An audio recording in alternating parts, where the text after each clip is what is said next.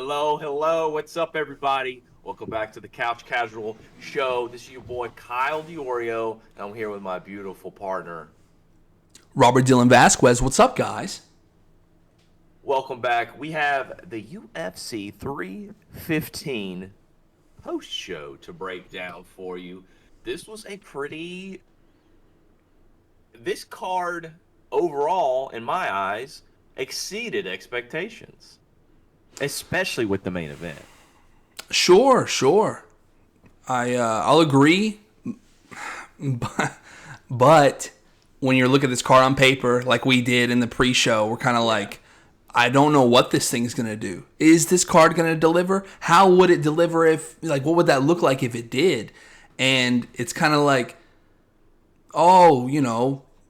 Johnny got straight A's. It's like, okay, well, Johnny's in the second grade.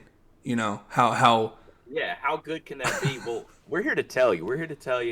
Well, the main event was one of the best main events of the year. of the year. Shockingly, one of the best main events. I will never forget his name again. No. He earned the right for us to never forget his name. Belal Muhammad. He came out. He did what he said he was going to do, and he stood with Jack for 90% of the fight. I'd say. He did throw in some takedowns. They weren't like, let me just hold you here. They were smart takedowns to just try to get some points. Mm-hmm. But Jack, okay, I'm jumping ahead of myself. Yeah, Sorry. you are. I was so excited. We got other fights to talk about. Take it from the first fight of the night. We went over this fight. No. We went over a fight. We went over a fight. The fight that we broke down on the pre-show, it literally is caca. Means nothing. Because Doesn't mean anything. we got off this, and then it got updated that Michel Pereira got a new opponent in, what is it, Kyle Prepelek? And I was like, fuck! Michel Pereira? No, Benoit Saint-Denis, sorry. I don't know where my head's at, bro. I got Michel Pereira on the brain. Damn. Yeah, Benoit Saint-Denis came out. He had a new opponent. He absolutely dominated. He got a new opponent. He got a new opponent. He got a new fight. And Kyle Prepelek. He was supposed to fight Joel Alvarez. Yes, that's right. He was supposed to fight Joel Alvarez. I don't know why he pulled out. I don't remember. Do you remember? Injury? Dude, do you know why this recent fight with Paul Krieg got canceled? No, and I've heard a lot about So we're talking about the UFC 315 a little bit later than normal. There was a fight night this weekend too, and didn't like half the card get canceled or some crazy shit? More so, the co-main is what I'm alluding to. The fighter who was gonna fight Paul Craig, he pulled out because he got herpes. Yo. Yeah. What the fuck? It's not funny. But just say like medical issue. You don't. Well, actually, you do. You do have to disclose it if you want to hook up with anybody. You got to tell them. Yeah. I mean, isn't that something the fighters should know? Sure, but you could, as far as fighting goes, you could just say medical issue. It's not. You don't need. I guess what I'm curious is, like, if you have herpes, are you allowed to fight? Ever?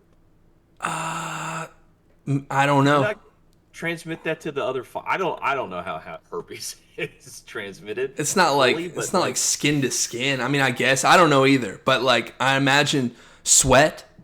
I don't know. I have no idea, but these fighters, they are pulling out. They are missing weight. They are. Show up, dude. This is supposed to be the UFC. This is supposed to be top tier MMA. You gotta show up, dude. Who the fuck is giving you herpes? And our boy Gilbert Burns got knocked out. Yeah, he pulled out a 315. They delayed it a little bit. You know, Michael Moraes, undefeated guy. He's being given dogs. That's what Gilbert Burns does. He's being given dogs. Said he has a long time in the sport, though. Said he's not going anywhere. I hope so. I love Gilbert Burns, but man, he's fallen pretty far since his title fight with Usman years ago. Um, Man, he just keeps taking some pretty significant losses. Devastating. Um, anyway, that's not UFC 315, but I had to throw it out there. Benoit Saint-Denis. I mean, he gets his new opponent and he absolutely destroys him. Right. He was a minus 1600 favorite against this new guy. Dominates the fight and subs him in round two. Not a lot to talk about because there's not going to be any. There's no. Benoit Saint-Denis not moving up or down from this. I don't know where you go from here. You got anything else to say about opener? No, I'm good. Beautiful. We'll move on to the first fight that maintained, and we actually had differing opinions on. I believe you chose Miss Alexa Grasso, and I chose Natalia Silva. And this was honestly a pretty dominant victory from Natalia Silva. Yeah, looking at the compute box numbers, and there wasn't like a wrestle fest. No takedowns from either opponent. No, she just landed more significant strikes every round, and she looked a little bit quicker than Alexa Grasso on the feet, and it was pretty standard women's flyweight fight. Nothing too crazy here. 3 rounds of better boxing from Natalia. This would start a pretty long night if you're a UFC fan. You would think you're in for oh boy, where's this show going? Yeah. But let me assure you, after this point, this pay-per-view is really pretty good. I'd say. I would say the next 3 fights are going to make up for anything that the first 2 let you down on. So let's get right into it with Jose Aldo. The legend versus Ayman Zahabi. Ariel Helwani. We both picked the legend Jose Aldo. Yeah. What were we thinking? You know what? No, I watched that fight. I genuinely thought Jose had won that fight. It was a close fight. I'm not screaming robbery. I'm not going to be that guy. But I definitely, if I was a judge, I think I would have scored the fight for Jose. See, this is why you're corrupt. I'm corrupt? Yeah, man. You thought Zahabi straight up won that fight? He had 1 knockdown. Jose did. He had 1 knockdown. He just got outstrucken. Zahabi's higher output of like total strikes, I think it was 209, and then he landed 109. Jose only landed 71 strikes the whole fight. 3 rounds. But the majority of Zahabi's strikes came in that 3rd round after Jose had gassed himself trying to knock the dude out. Sure. Yeah, 100%. So round 1 is 23 strikes to 21. That's Jose wins there. 25 to 26. Zahabi by 1. And then round 3. Round 3 was a crazy round. Jose knocks the dude down. He's got him hurt. He's hitting like punt kicks to the head. He's throwing the sink, bro. He does everything to stop this dude, and it's not enough. And Jose completely gasses himself by this point. He is done. I don't know what happened this camp. Jose missed weight by like 8 pounds. Well, it had to be moved to featherweight. Shortly.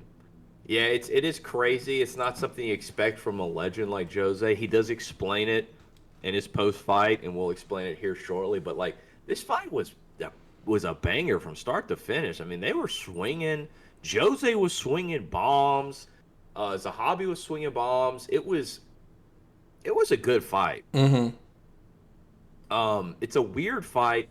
I watched a good video, and I forget who posted it, but it was like it's kind of odd that Jose, he came back from boxing, I think it was. He came back from boxing, and he's a legend, but he had a lot of no name kind of fighters as his like Zahabi's not like who you expect a Jose Aldo to fight. All right, You're gonna part of his career. You're gonna get my guru out. You're gonna get my MMA guru out. Was it Guru who said it? Guru is on this tour, I guess you could say, of shitting all over the UFC. And this is what I told you pre-show before we started, or I was about to tell you. Save it for the show. The UFC's matchmaking lately, they gotta get this shit in order. You're giving Jose Aldo, one of the most legendary fighters in MMA of all time, yeah. Of all time, maybe he's up there. You know, I don't know if I'd put him on my Mount Rushmore, but I mean, you got to give the guy his respect. Give him the fights we want to see. I know Dominic Cruz said he was done. There was like a cup of tea discussed on that, and then it's like, I think that there was a personal vendetta. This is just me and my conspiracy theories. I think there's a personal vendetta against fighters that are like, no, I'm going to go get the bag. I'm going to go over here. Yeah. And then when they come back, they're like, all right, well, now you're not even a co-main event. You can't even, and I understand there was a title fight, cool. And I understand, you know, months and lineups and camps, and it all has to come together. Who is this Alaman Zahabi guy? It's Faraz Zahabi's brother, George St. Pierre's coach. We went over that last show. Cool. Yeah. How many fights? He's 15 fights. Jose has like over 40 fights. And no, like sweat off was a hobby. Like we're not even trying to shit on Zahabi, but it's just like this isn't the fights you make. Jose Aldo came back and he fought Martinez, Bautista, and Zahabi. That was his 3 fights after his boxing. Yay. What? Bautista can go suck one, dude. What a boring fight he made that. And he tries to turn it on Jose. He's like, well, it takes 2 to tango. You know, he's got to stop me from holding him and taking him down. It's like, brother, you don't get to talk fighting like that. These were bantamweight fights for Jose. There's so many exciting guys that would have been fun to see. Corey Sandhagen versus Jose Aldo. Shit the bed. Yeah, right. Figueiredo versus Jose Aldo. Marlon Chito Vera. Rob Font would have been a better fight. Henry Cejudo. Like, just, come on, what are we doing?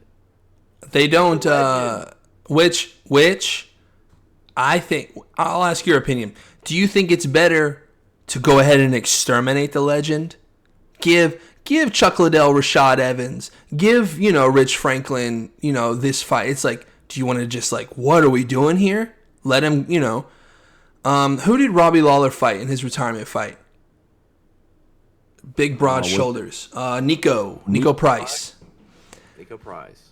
I'm not doubting anyone's skills. Nico's not a world beater that you're going to put up against Robbie. No. But this was also, I don't think the UFC knew this was going to be Jose's last fight. I think everyone knew that was going to be Robbie's last fight, right? But yes, but where are you going with this? He beats who, and then what? He just keeps fighting in the lower ranks?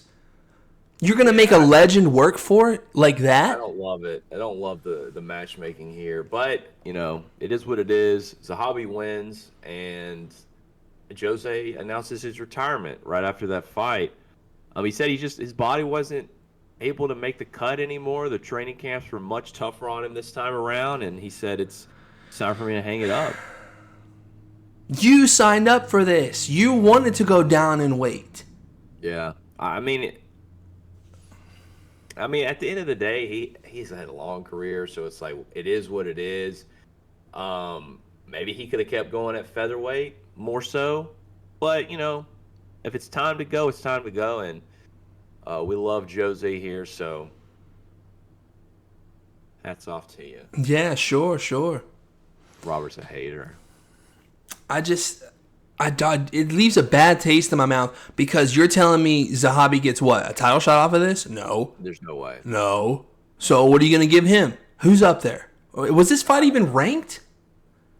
You Um, can't rank it at 145 because Zahabi doesn't fight at 145. yeah, like this was just useless. I mean, he does on UFC.com today. It shows Zahabi has jumped 4 spots to 11. So was he 15 last Saturday?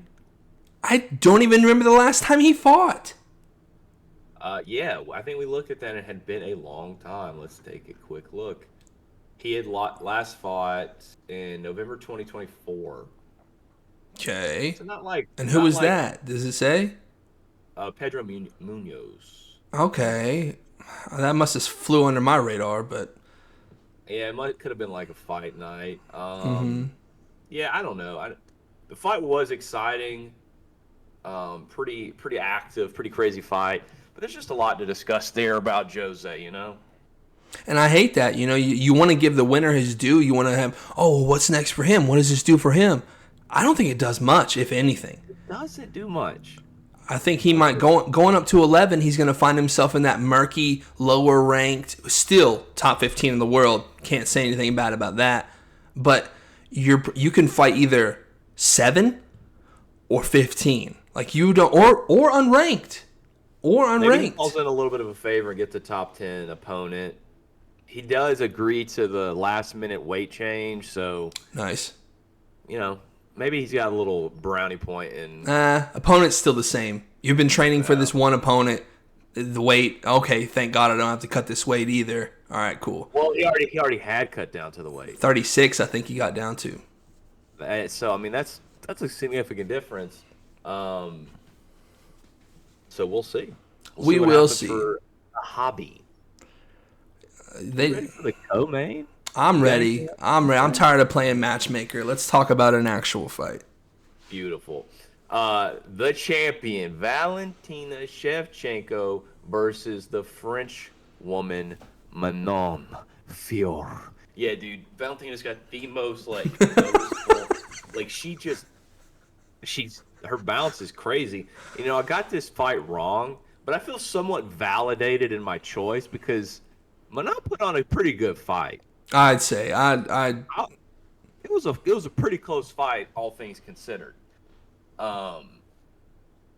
Valentina just edged her out on a couple rounds. I think Manon had more activity across the whole fight, but Valentina by far had the biggest moments. The knockdown, some of the takedowns. She just had bigger championship moments. What was that knockdown? What was thrown? She got knocked down. It was 6 seconds left in the round. I want to say Manon was for some reason I don't think she did a spinning thing, but maybe she did.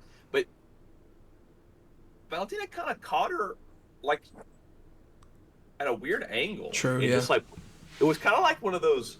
It looked like the Israel Robert Whittaker knockdown in a weird way.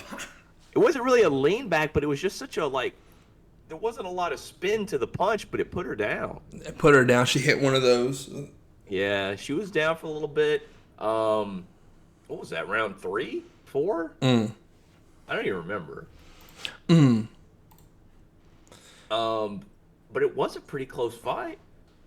Valentina wasn't able to dominate her on the ground like she has been a lot of her opponents. Manon stood with her, didn't look as outclassed as some people have looked against Valentina, which is impressive. But then again, Valentina, one of the GOATs, gets the dub. I mean, championship legend. When you're talking about Valentina, you're talking about elite company. So it's of course, she's being a championship gatekeeper right now because she is no longer dominating. Like Alexa Grasso, the decisions, and then this was a 5-round decision. She used to be a world beater, and I don't mean to use that word up. I don't want to wear it out, but she's got so much film on her now, and I haven't really seen her style change that much. The bounce, I feel like I had never really noticed that before.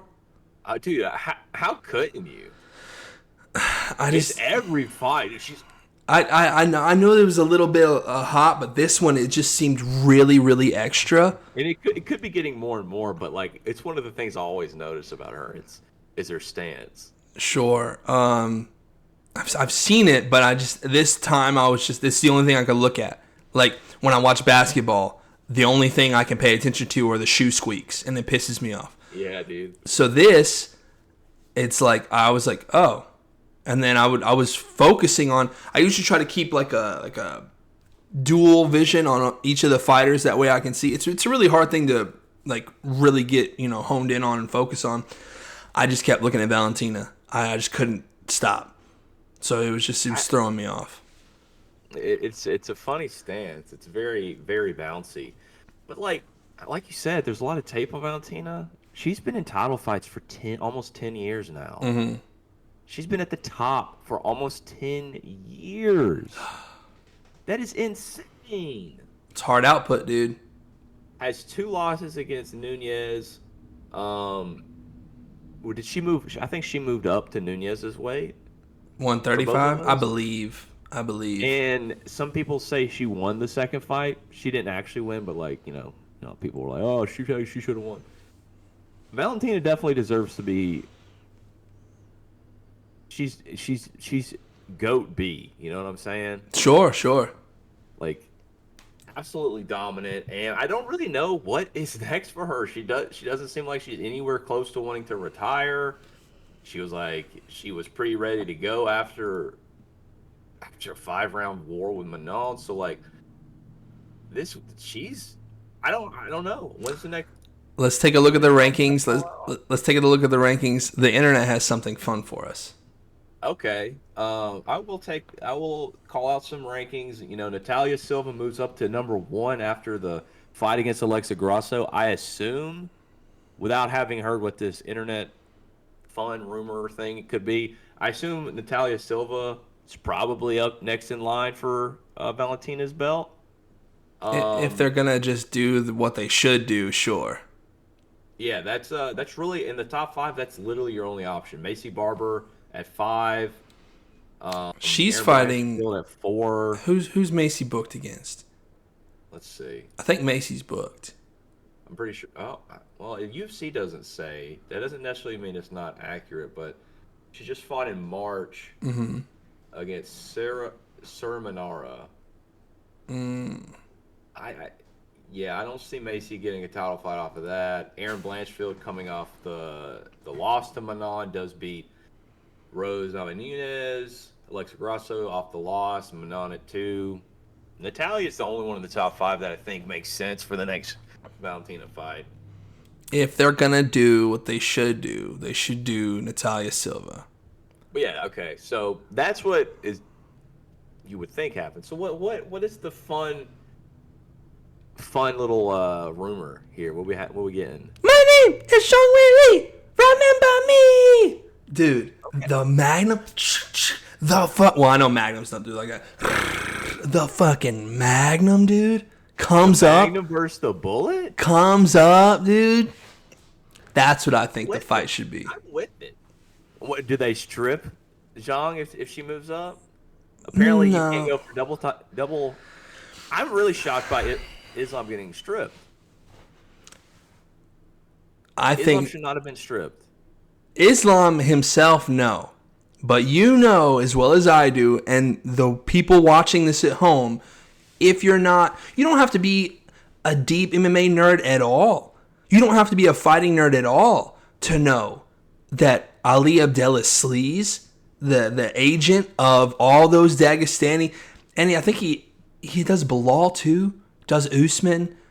I'm not sure. He gets his little dirty fingers in all these negotiations, and he probably speaks out of his mouth. Oh, Islam's the champ. Islam has done this, and this for the company. Islam deserves this. And Dana White and the matchmakers go, hey, all that, I don't like the way you're doing business. Shove it up your ass. You're getting stripped. It's why it is a monopoly for a reason, and if other people start to sniff out, we've talked about like why don't they increase the fighter pay? Is because there is a me out there that is working a job that he doesn't want to work.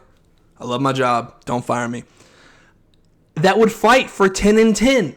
Why are we going to pay you 50, 50, 100,000, 100,000? Why are we going to pay you any more when there's a hungry dude that is wanting to, and I'm not just using me, I'm just the lower level, the amateur leagues. Yeah. There is a fighter out there that would take less and put his life on the line, put his blood, sweat, and tears into it. Why the fuck am I going to do that for you? So it's like, okay, well, we want double champ status. All right, well, have you fought Gaethje? No. Have you fought Patty? No. But we've cleared out the division. Have you, though? If you just want to go up and do extracurricular shit, fine. But you don't have as much pull as you think you have, and that's why they are the best monopoly. Are they putting on the best fights possible? No, because I think that's a type of fighter strike. That's the only thing they can do is say no. I've heard an interesting theory as to why the perceived quality of some of these cards have gone down. Sure. And that's, they're on the end of the ESPN contract, and ESPN requires a certain number of fights to be filled. Uh-huh. And they're just like, okay, well, we're just going to fill these fight numbers up and get out of this contract. So interesting theory, could be possible. I don't know.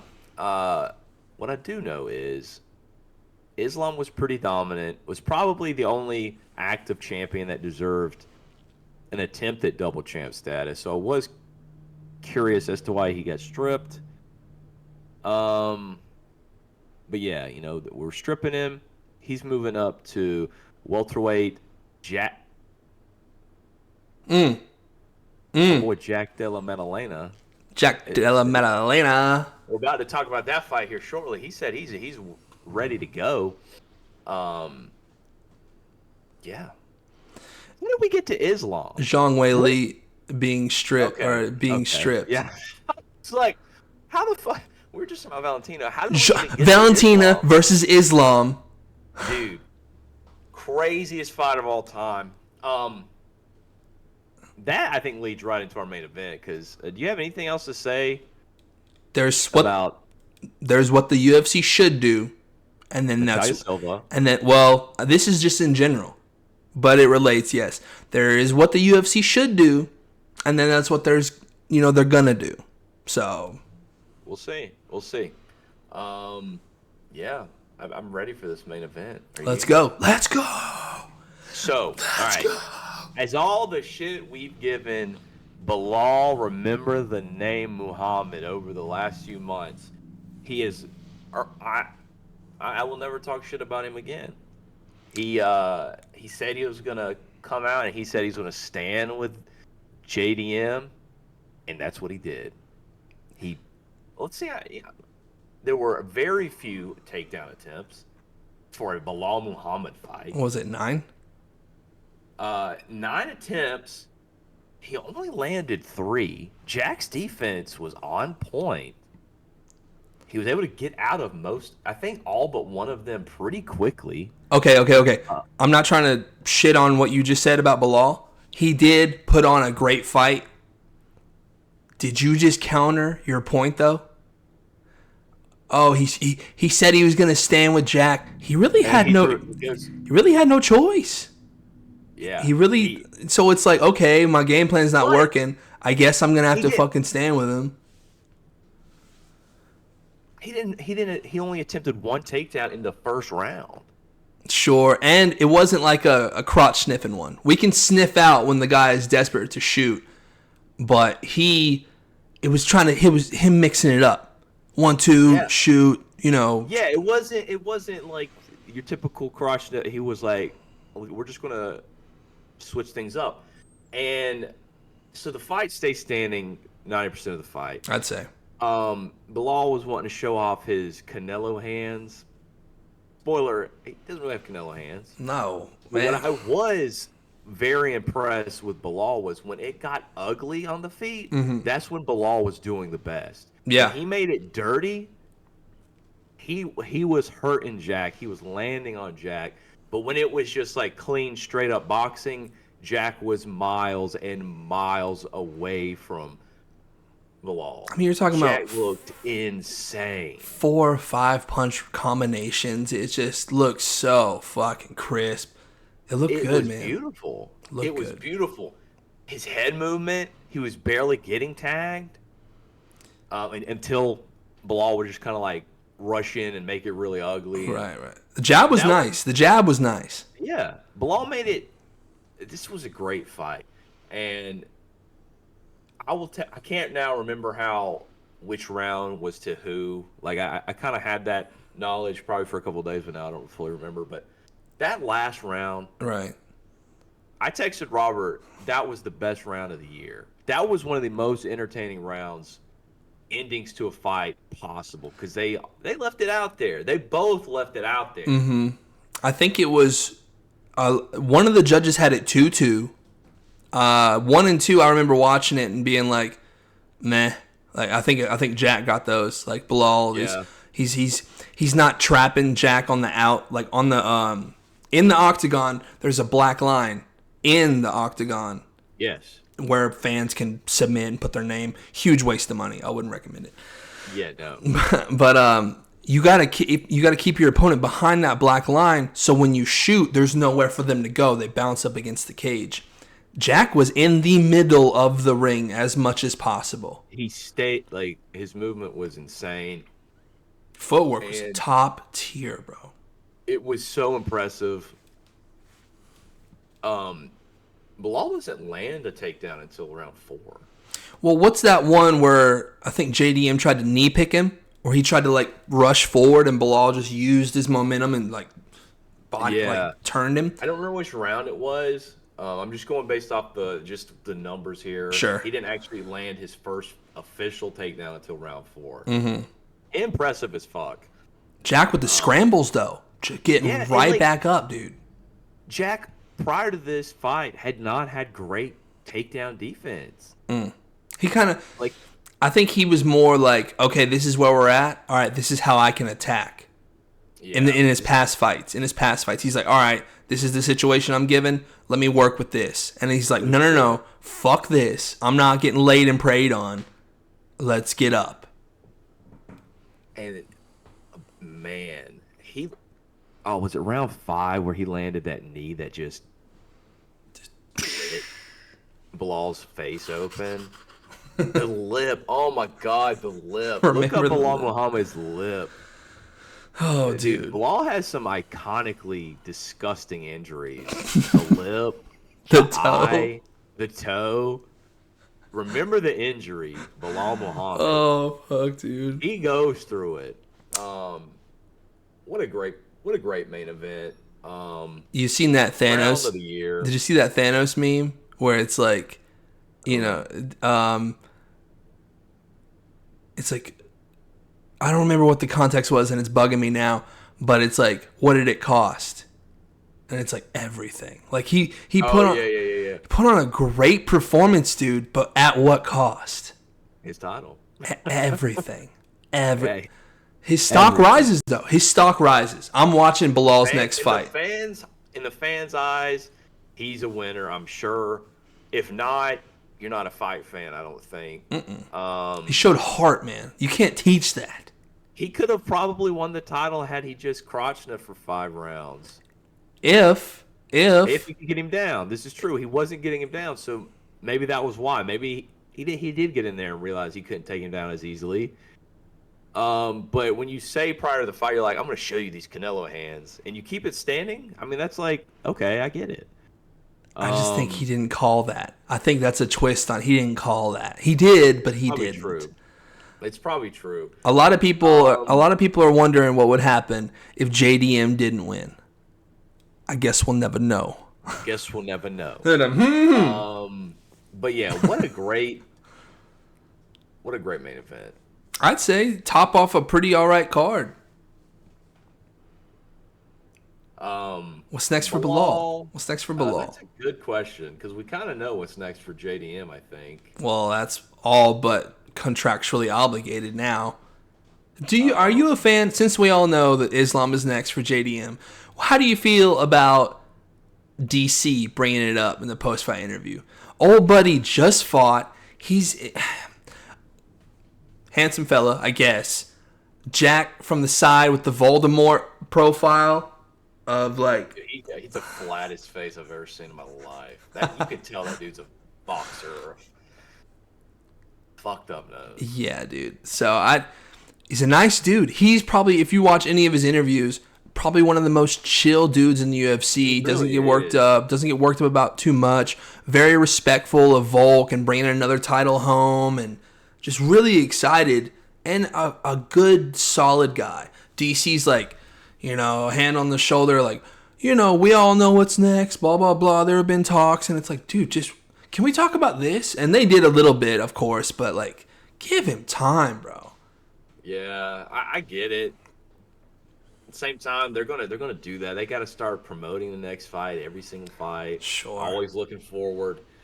And he said if it's let's do it. He's not even trying to like coward out of it. Like he's not saying any of the he just moved up. He needs to earn. yeah. He's pretty much like, all right, if Islam's next, let's go. Yeah, I'm excited to watch that fight. If Jack can keep that takedown defense the way it was, it could be a sick hit. We'll see. Is Islam big enough? Is he big enough? That's the question. Like, he's a big 155er, but is he a big enough guy to be dominant at 170? That's the question. Belal's a strong dude, man. Belal's strong. I think this is going to be really telling one of two ways. We're either going to see that Islam is like insane strong, or he's not big enough.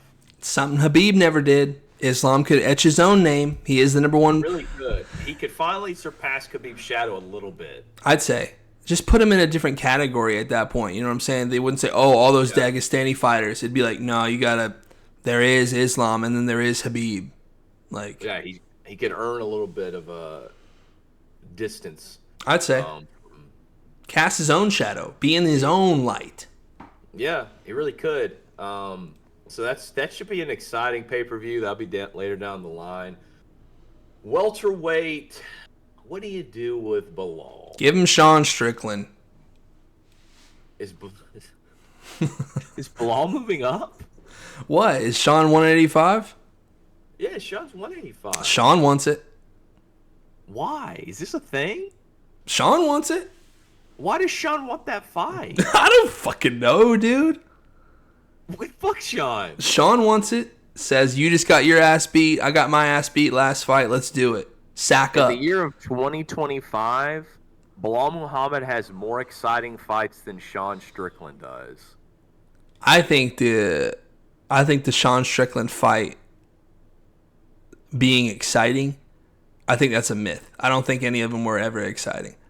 The only one that was exciting was when he got knocked out by Alex Pereira. Well, the Izzy fight was all right. Izzy fight was okay. Dropped him a little bit, and then just kind of a little bit of a shock. I think there was a lot of shock factor with that one that kept you on your toes. Sure.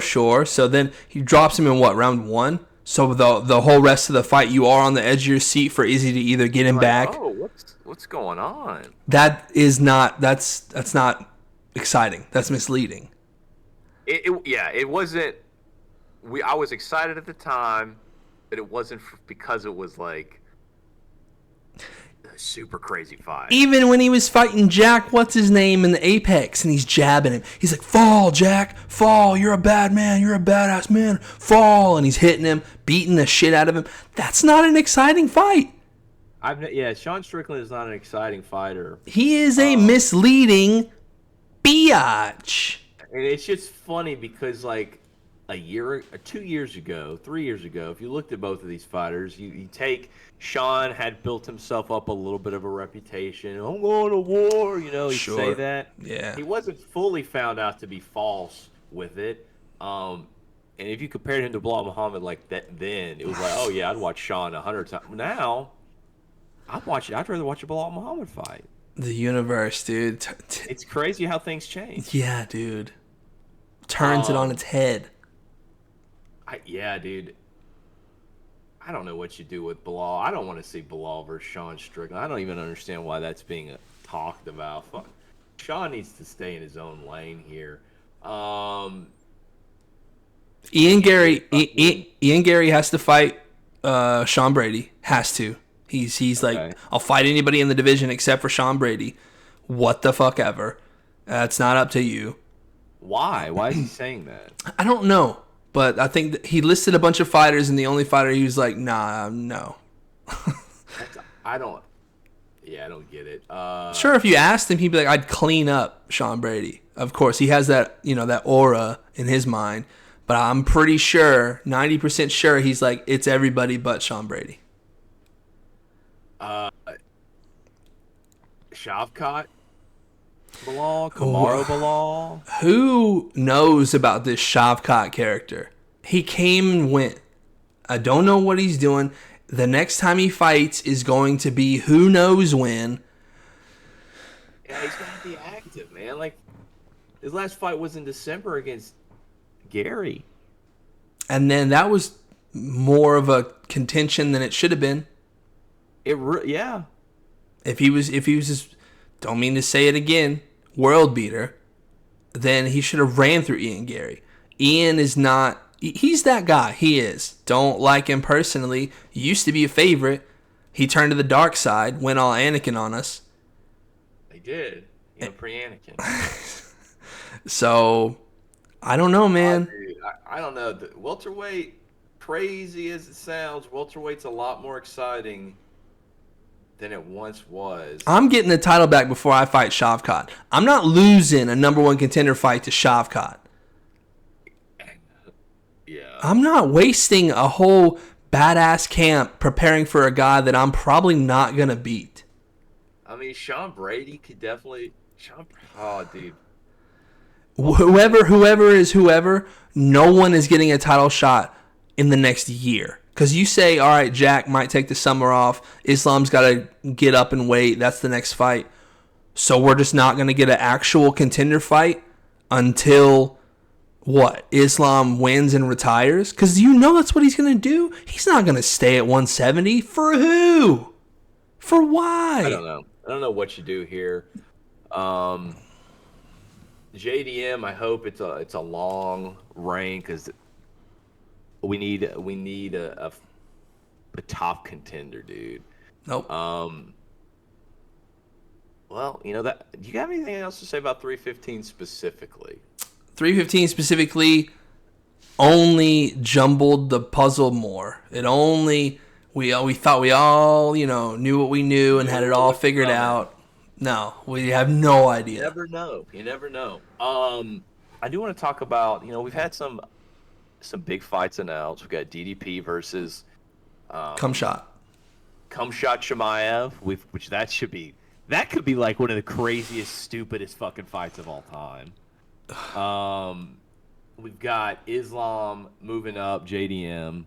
We've got fucking what else have we got? I know there was another big one announced. There was. I'm missing one that I really was excited about. There's UFC 316. What's 316? Sean versus Marab. 316's like. I mean, you got Ilya versus Charles. That's the one. That's the other one. That's the other big one for the 155 belt. And again, since 2023, this is the 5th vacant title. The 5th vacant title fought for. What are we doing? 315 was supposed to be Makhachev versus Topuria. We're fucking up the lineage of these titles, and when you do that, they mean nothing. No one cares about the lineages anymore, sadly. We could finally... We're on a track to eventually get Paddy the Baddy versus Topuria. We're on... like, that seemed to be really far away when they had their little scuffle years ago. Hand sanitizer. It is like very foreseeably possible now. Is it though? We never got Leon Edwards versus Jorge Masvidal. Is it though? I know. It's probably not going to happen, but at least it's more possible than it was then. They're both in the same division. They're both near the top of the 155ers. If Charles beats Ilya, sure. I think you could get Paddy versus Ilya right after that. Ooh. But I think Charles needs to beat him. I don't think Paddy gets Ilya. If he gets wins? the title. Yeah, I Who think does Patty he would get need then? another win. Who does he I get don't then? fucking know. I don't fucking know. Patty needs another win to be a title contender, though. Gaethje? Patty versus Gaethje? I'd watch that shit. Don't do it, Patty. I'd watch that shit. Don't do it. Another good theoretical fight that has hit the internet is TDP versus Renier de Ritter. I mean, that would be chaos. The fight. Put that on a fight night. Ooh. You put that? No, fuck. That is entertainment. It is. It is. Dude, that would be one of the most on paper entertaining fights you could ever put together. It would just be so wild.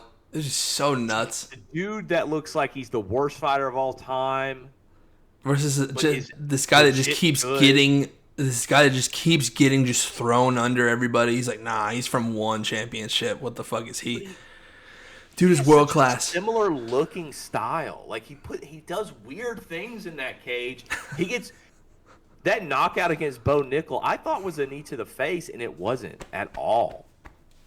He put Bo down. Put Bo down. Put him down, dude. Keep Bo down, honestly. Have you seen the podcast? Have you seen him talk about? He was like, yeah, I think I was.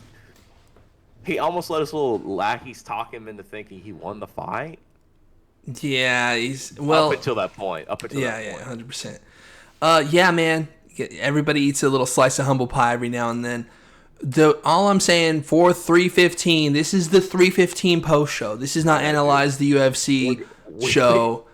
There's a lot to talk about. There's a lot going on in the UFC. And this, I think, is a huge catalyst on why. Because some cards, definitively, what's next. Okay, this guy beat this guy, so these guys are coming together. With this whole moving up in weight and jumping around, you need to get a solid hold on your product, or even the casuals are going to get lost.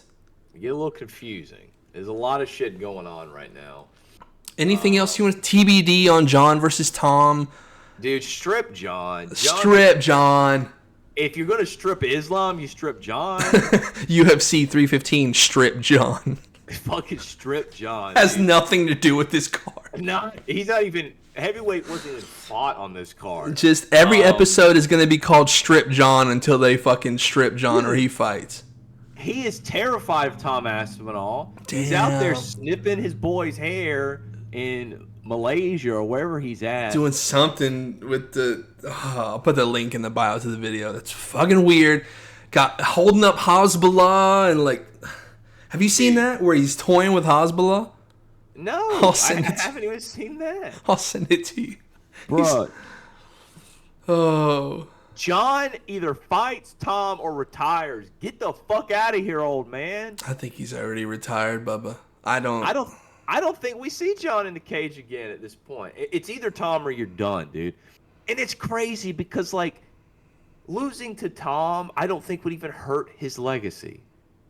I think he's doing this thing because, if Conor was to sign, all right, cool, got a fight signed, let's go. And then people would just buy it because it's Conor. He's the face. People need to want to see JON fight. And I think from the only fight people want to see. Well, people do want to see JON, but how bad? Because when he was fighting Santos, and then when he was fighting Reyes, he wasn't getting the money is when he fought DC or when he fought Gustafsson. Did you see that he called out DC? He said that he would beat DC in heavyweight worse than he did at light heavyweight, which DC rebutted. Hey, when I was active and when I was fighting, he said he wouldn't come up to heavyweight because he didn't want to give me the advantage. Fight Tom, you fucking fool. He said fight the guy that wants to fight you. Stop talking shit about me. I'm retired. I swing a golf club now. Outside of the cage, DC has done nothing with 10-8 JON. Oh, yeah. Yeah. Well, it's who can let it go. And I think DC has done a very good job of letting it go. He has. He lost both fights. Kyle, we got to end the show. We got to we got to go. We got to end the show, dude. We're not talking about the UFC 315 anymore. What? Fuck you, JON. If you like content like this, us rambling about stuff that doesn't pertain to the UFC pay-per-view that we're talking about, like, subscribe, comment. I like this shit. This is just as much your show as it is ours. Just comment. If you guys start asking some questions in the comments, we'll talk about that shit for I mean, we've been rambling for like 17, 20 minutes. I don't know. help us figure this out. Let us know what we need to do, and let us know what the UFC needs to do in their direction. We got a direct line to Dana. We can put a word in. Dude, I'm calling Dana right after this. I'm like, dude, what the fuck? Get John on the fire. I know. He's being a pussy. He's not returning my calls. Do you want to be a fucking fighter? Anyways, we love you. I am your host, Robert Dylan Vasquez, always here with my lovely partner. We love you. This is Kyle Duranga. The fight. You got to fight. We've got to fight. All right, we're out. Bye.